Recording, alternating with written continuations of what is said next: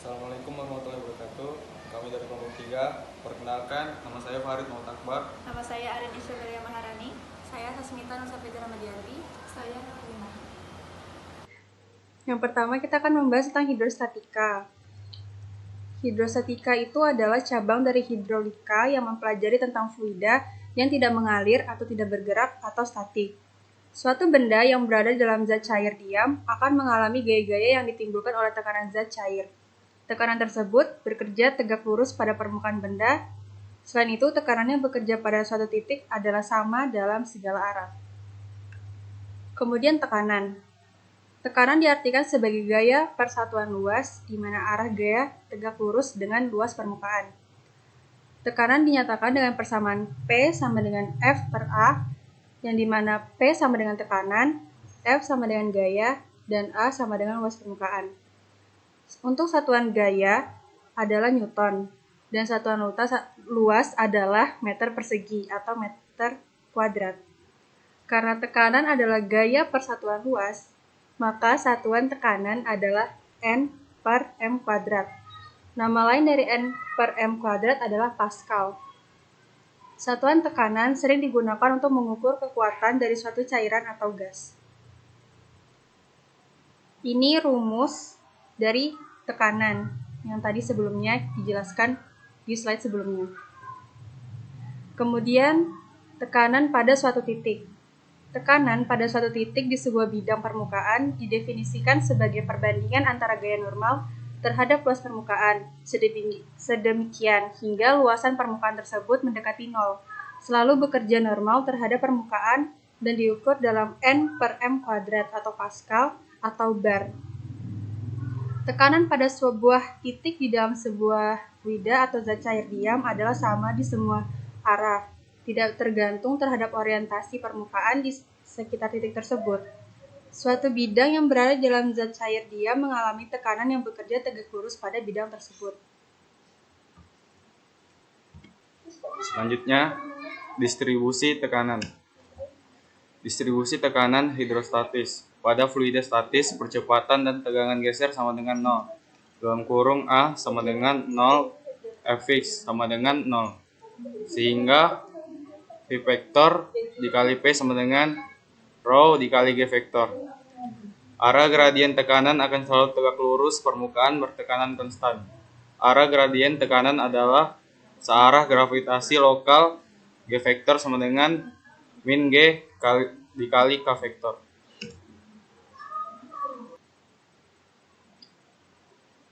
Ini adalah gambar fluida. Apabila di atas permukaan zat cair terdapat tekanan sebesar PO, P sama dengan gamma dikali H plus PO sama dengan rho dikali G dikali H plus PO. Gamma sama dengan W per V dijabarkan menjadi W sama dengan gamma per V. W1 sama dengan gamma dikali A dikali H1. W2 sama dengan gamma dikali H dikali H2. W3 sama dengan gamma dikali H dikali H3.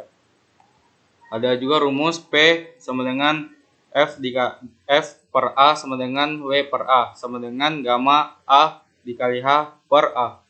Dijabarkan menjadi P sama dengan gamma dikali H sama dengan rho dikali G dikali H. Selanjutnya adalah macam-macam tekanan. Tekanan atmosfer, relatif, dan absolut. Tekanan atmosfer adalah tekanan pada titik manapun di atmosfer bumi. Udara di atmosfer ini mempunyai berat. Hal ini bisa menimbulkan tekanan pada permukaan bumi. Maksudnya adalah atmosfer terdiri dari berbagai macam-macam gas, sehingga menimbulkan tekanan pada setiap permukaan yang berhubungan dengannya. Yang kedua, tekanan relatif. Tekanan relatif atau tekanan terukur adalah tekanan yang diukur berdasarkan tekanan atmosfer, atau di atas atau di bawah tekanan atmosfer. Tekanan ini bisa lebih besar atau lebih kecil dari tekanan atmosfer. Tekanan relatif dari zat cair yang berhubungan dengan udara luar atau atmosfer bertekanan 0, sehingga tekanan relatif adalah positif lebih besar dari tekanan atmosfer dan negatif apabila lebih kecil. Tekanan relatif biasa disebut relative pressure or gauge pressure. Yang ketiga, tekanan absolut. Tekanan absolut atau absolute pressure adalah suatu tekanan suatu tekanan yang di atas nol absolut atau jumlah dari tekanan atmosfer dengan tekanan relatif. Apabila tekanan relatif adalah negatif, maka tekanan absolut adalah tekanan atmosfer dikurangi tekanan relatif. Tekanan dinyatakan dalam tinggi zat cair. Berikut adalah rumusnya. Tekanan zat cair pada suatu titik dengan kedalaman atau H, yaitu P sama dengan gamma dikali H ditambah PA. Untuk mengukur tekanan dapat digunakan tekanan atmosfer sebagai referensi, sehingga PA sama dengan 0. P sama dengan gamma dikali H. Persamaan di atas dapat ditulis dengan H sama dengan P per gamma sama dengan P per rho kali G. Kemudian saya akan menjelaskan tentang manometer. Manometer merupakan instrumen presisi yang digunakan untuk mengukur tekanan, yang merupakan gaya yang diberikan oleh gas atau cairan persatuan luas permukaan, karena efek dari berat gas atau cairan dari gravitasi. Jenis-jenis manometer. Yang pertama ada piezometer.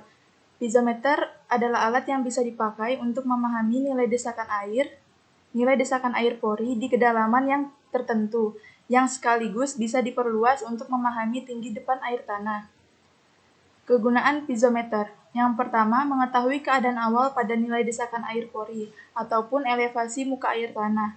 Yang kedua, mengamankan nilai untuk sebuah konstruksi yang disebabkan tekanan air pori ataupun eskalasi muka air.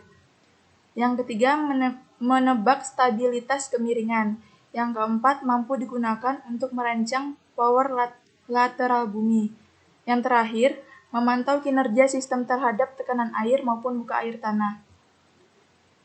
Kemudian manometer tabung U.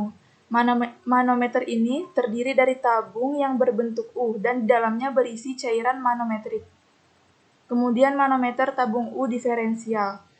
Manometer ini mirip sekali dengan YouTube manometer biasa. Perbedaannya terletak pada salah satu titik pipa, lebih tinggi daripada pipa yang lain. Manometer jenis ini biasanya digunakan untuk mengukur perbedaan tekanan. Selanjutnya, manometer tabung U terbalik.